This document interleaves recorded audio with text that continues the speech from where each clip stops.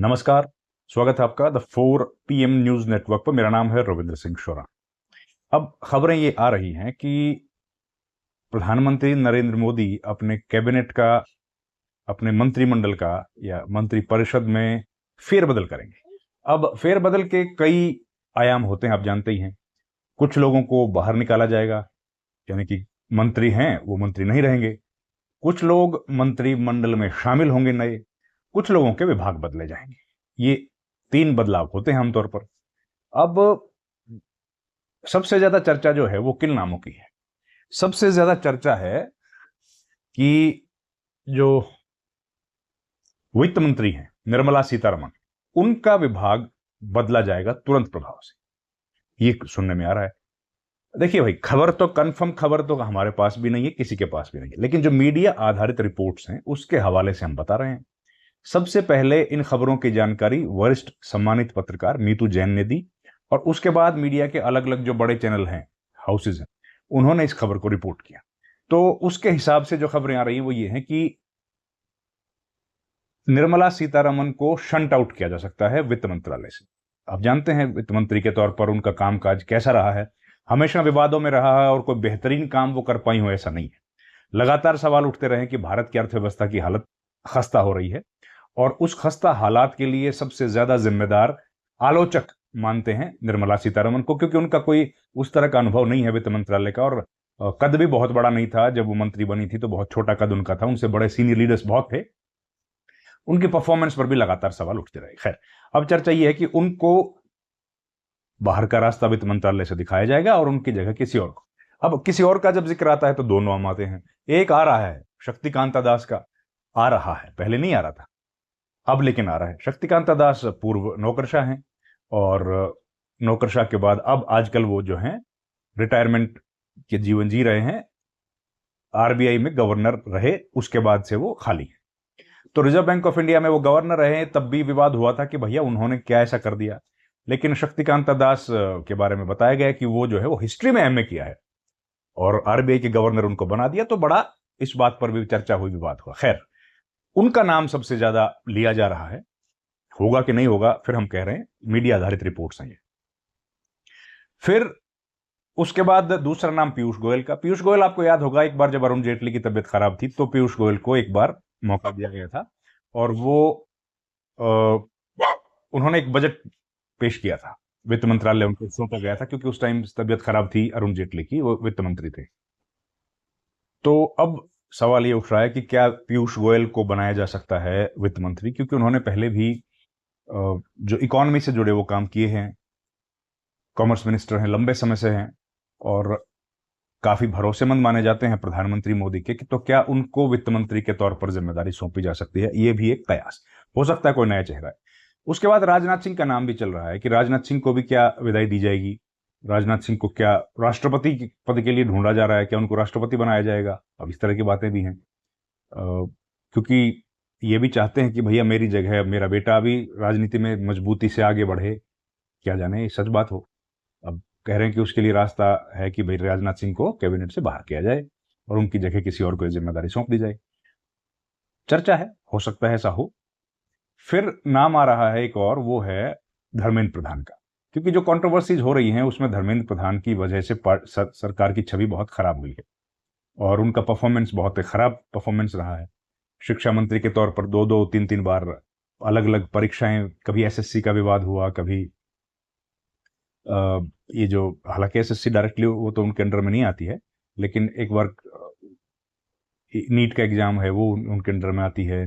2-2 बार NEET का exam cancel हो गया, फिर सीबीएसई वाला पूरा घटनाक्रम, फिर कोई सिलेबस बदलना, एक कुछ लिखना, ये तमाम इश्यूज ऐसे हैं जिनको लेकर के धर्मेंद्र प्रधान के बारे में छवि ठीक नहीं बनी, और उनको लेकर के लगातार सवाल खड़े होते रहे। अब धर्मेंद्र प्रधान की परफॉर्मेंस के हिसाब से अगर देखा जाए तो मीडिया हो या बाकी दूसरे लोग हों, वो डिसमल, खराब परफॉर्मेंस के तौर पर उसको देखा जाता है। उनको भी शायद बाहर निकाला। फिर हरदीप पुरी का नाम तो जाहिर है आ ही रहा है। हरदीप पुरी जो प्रधानमंत्री के नजदीकी माने जाते हैं, एप्स्टीन फाइल से लेकर लगातार चर्चाओं में रहे, क्या हरदीप पुरी की भी विदाई हो सकती है? और गडकरी का नाम आया, बड़ा हैरानी की बात है कि नितिन गडकरी को भी क्या बाहर का रास्ता दिखा सकते हैं, या उनका मंत्रालय छीना जा सकता है? देखिए, नितिन गडकरी शायद ही ऐसे इकलौते मंत्री होंगे मोदी कैबिनेट में जो लगातार एक ही पद पर हैं। जब से आए हैं तब से 12 साल से वो इस डिपार्टमेंट को संभाल रहे हैं। उनके डिपार्टमेंट के साथ छेड़खानी नहीं, क्योंकि उनको कुछ एडिशनल चार्जेस जरूर दिए गए हैं। शुरू में जब वो आए थे तो उनको महकमे ज्यादा मिले थे, उनको रेलवे भी मिला था कुछ दिन के लिए, उनको ट्रांसपोर्टेशन के साथ साथ सिविल एविएशन भी एक डिपार्टमेंट करके ऐसा किया गया था। एमएसएमई भी बीच में उनको दिया गया, कई महकमे उनको दिए गए। तो क्या उनको इस बार अपने सबसे नजदीकी मंत्रालय जिनकी वजह से कांग्रेस बीजेपी की सरकार भी अपने आप को कहती है कि हमने बहुत काम किया है, रोड ट्रांसपोर्टेशन का जो मिनिस्ट्री है उनके पास, क्या उस विभाग में बदलाव करने वाली है या उनको हटाने वाली है? खबरें ऐसी भी हैं। बाकी कई मंत्रियों के बारे में कह रहे हैं कि कई जो मंत्री बन चुके हैं या जिनके पास दूसरी जिम्मेदारी आ गई है उनको भी हटाया जा सकता है। मसलन पंकज चौधरी, वहां पर उत्तर प्रदेश में चुनाव है, चुनाव होने के साथ साथ उनके पास जिम्मेदारी दोहरी है। पार्टी में उनको यूपी का अध्यक्ष भी हैं और साथ ही साथ उनको बनाया गया है मंत्री भी, केंद्र में मंत्री भी हैं। तो केंद्रीय मंत्री के तौर पर अब उनका पारी खत्म हो गई, उनको जाना पड़ सकता है, ऐसी खबरें हैं। वही दिल्ली के जो अध्यक्ष बने उनके साथ भी यही है, दिल्ली के अध्यक्ष भी बने हैं हर्ष मल्होत्रा और उनको मंत्री भी हैं मोदी सरकार में, तो उनको भी मंत्रिमंडल से बाहर का रास्ता दिखाया जा सकता है।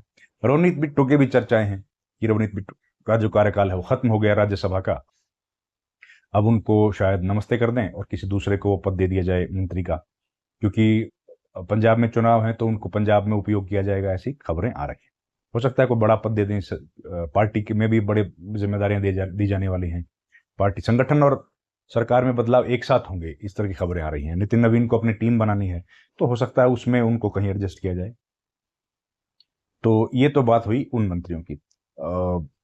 जॉर्ज कुरियन इस्तीफा दे ही चुके हैं। फिर दो महत्वपूर्ण घटक दल जो है, आम आदमी पार्टी से 7 सांसद टूट के आए थे, फिर एकनाथ शिंदे ने भी तोड़ फोड़ जो की है, और एक जो नया गुट आया है तृणमूल कांग्रेस का। अब इनमें से भी किसी को एडजस्ट करना पड़ सकता है। क्या राघव चड्ढा में से किसी को करेंगे आम आदमी पार्टी के जो लोग टूट के आए हैं, क्योंकि पंजाब का चुनाव है तो वहां पर भी असर डालना है। एक दूसरा, क्या तृणमूल कांग्रेस के जो 20-22 सांसद टूट के आए हैं उनमें से किसी को करेंगे, क्योंकि वहां भी संदेश देना पड़ेगा कि किस तरह से वो काम कर रहे हैं, कैसे मजबूत हैं। फिर जो एकनाथ शिंदे ने किया है, तो क्या एकनाथ शिंदे के किसी दूसरे साथी को भी अब नया कैबिनेट में या मंत्रिमंडल में कहीं कोई जगह मिलेगी?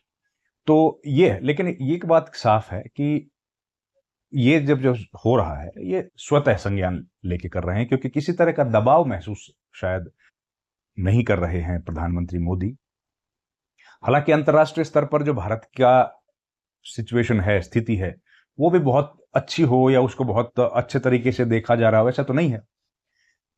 तो क्या विदेश मंत्री जयशंकर की भी छुट्टी हो सकती है, उनकी जगह किसी और को जिम्मेदारी दी जा सकती है? अब यह है कि अगर वित्त मंत्री बाहर निकल जाती हैं तो कैबिनेट कमेटी ऑन सिक्योरिटी में फिर कोई नहीं होगी महिला, क्योंकि कैबिनेट कमेटी ऑन सिक्योरिटी में प्रधानमंत्री, गृह मंत्री, डिफेंस मिनिस्टर, वित्त मंत्री होते हैं। तो अगर वित्त मंत्रालय से बाहर चली जाएंगी तो उसका क्या असर होगा, ये इंपॉर्टेंट होती है।